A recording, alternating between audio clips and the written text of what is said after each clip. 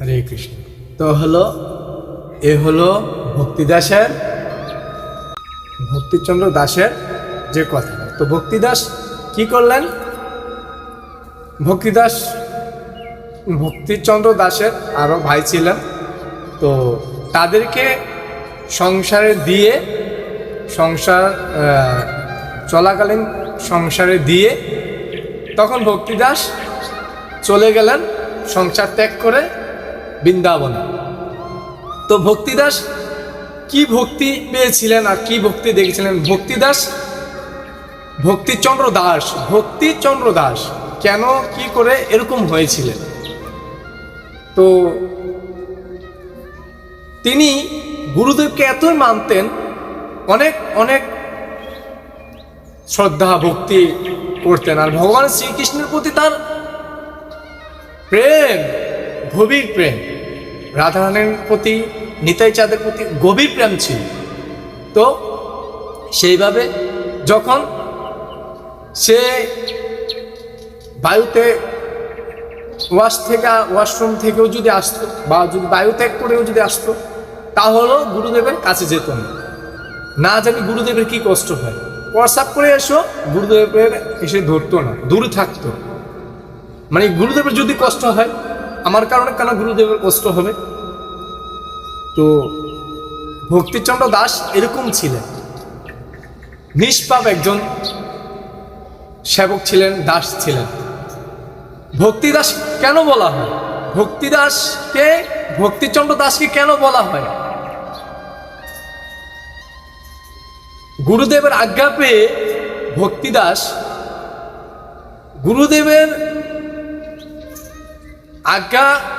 গুরুদেবের বাক্য শুনে সবসময় ভক্তদের চিন্তা থাকতেন, কখন ভক্ত আসবে ভক্তিচন্দ্র দাসের গৃহে, একটু সেবা করবেন। তো যারা গুরু ভাই ছিল একটু উচ্চতার, তারা অনেক কিছু পারত, তাদেরকে সেবা করত। ভক্তিচন্দ্র দাস তাদেরকে সেবা করত, গুরুদেবের আজ্ঞা ছিল, তাদেরকে সেবা করত। সবসময় যারা গুরুদেবের সাথে থাকতো, চলতো, ভক্তগণ, সেবকগণ, তখন তাদের সেবা করত। গুরুদেবের সেবা তো করতোই, কিন্তু তাদের সেবাও করত। তো এই জন্য ভক্তিচন্দ্র দাস, যে গুরুদেবের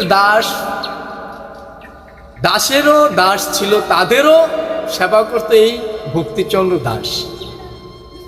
এই ভক্তি কাকে বলে? ভক্তের আশায় থাকার আধীন ছিল এই ভক্তিচন্দ্র দাস।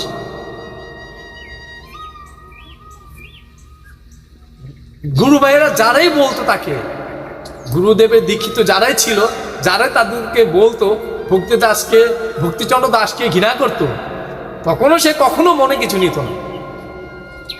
কারণ ছোট থেকে সেই কষ্ট পেতে পেতেই বড় হয়েছে, কিন্তু ছোট থেকে যখন বুঝ ধরেছে, তখন থেকেই ভগবানের নাম সংকীর্তনের শুরু, তখন থেকে তার ভক্তি বিলাস শুরু। এই ভক্তিচন্দ্র দাসের তখন থেকে তার ভক্তি বিলাস শুরু হয়েছিল। তো সেই এরকমই আশায় ছিল, উনি এরকম আশায় ছিল যে কখন সদ্গুরুর কৃপা পাবেন, সদ্গুরু থেকে দীক্ষা পাবেন, পরম গুরু তার কবে আসবেন, ওই অপেক্ষায় ছিল। যখন হঠাৎ করে এসেই পড়ল, তখন তো ভক্তিচন্দ্র দাস আভার হয়ে গেল। যারা দীক্ষা নিয়েছিলেন ভক্তিচন্দ্র দাসের গুরুদেব থেকে, ওই গুরুদেবের দীক্ষিতদেরকেও সে সেবা করত। সে আদিন ছিল যে কখন তার গৃহে ভক্ত আসবেন, ভক্তকে সেবা করবেন। সেই জন্যেই ভক্তিচন্দ্র দাস হয়েছিলেন। তখন সে সব ছেড়ে সংসার ত্যাগ করে চলে গেলেন পরম ধামে, বৃন্দাবনে।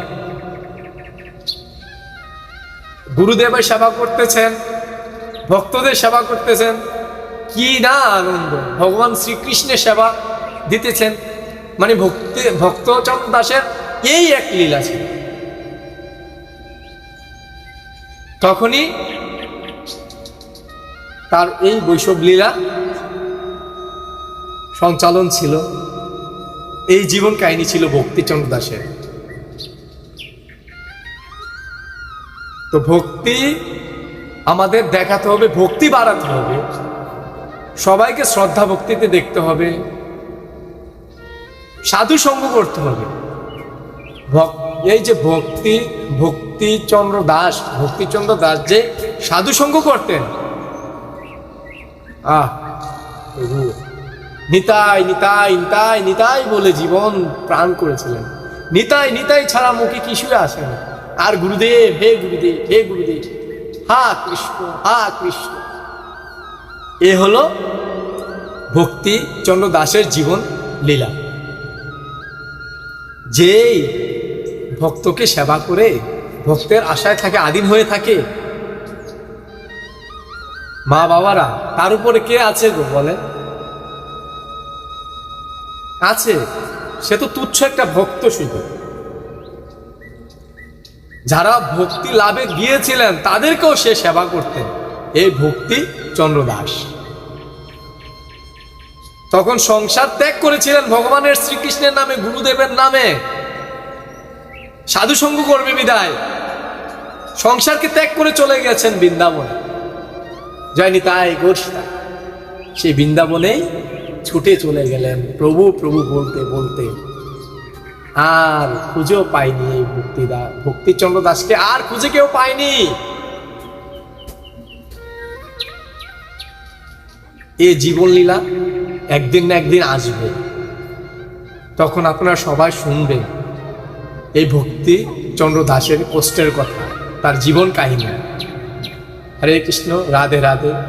আজকের জন্য এতটুকুই, বাদ বাকি আবার যদি বলি,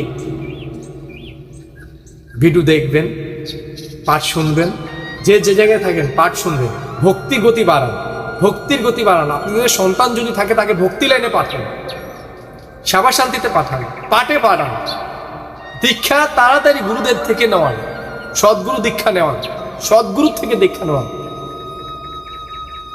হ্যাঁ গুরুদেব, আমার গুরুদেব নগরদ্বীপে থাকেন, আমার গুরুদেব সৎ গুরুদেব, পরম গুরুদেব।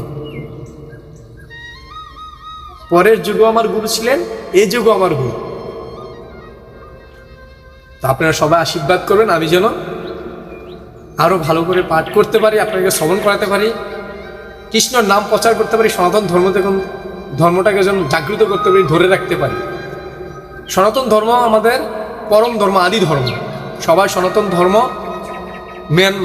মেনে চলবেন, ধর্মকে রক্ষা করবেন। ধর্ম ব্যতীত অন্য কিছু চিন্তা আনবেন না মাথাতে। ধর্ম আমার পরম ধর্ম, সনাতন ধর্ম। আর যত পারেন তাড়াতাড়ি গুরু থেকে দীক্ষা নেওয়ার পরে সাধন ভজনে চলে যান। গৃহে করেন, সাধন ভজনে থাকেন। কল্কি অবতার আসবেন, আর বেশি দিন হয়তো নেই। পাপের বিনাশ করবেন প্রভু। হরে কৃষ্ণ, রাধে রাধে। জয় নিতাই, জয় গুরু, জয় গুরুদেব।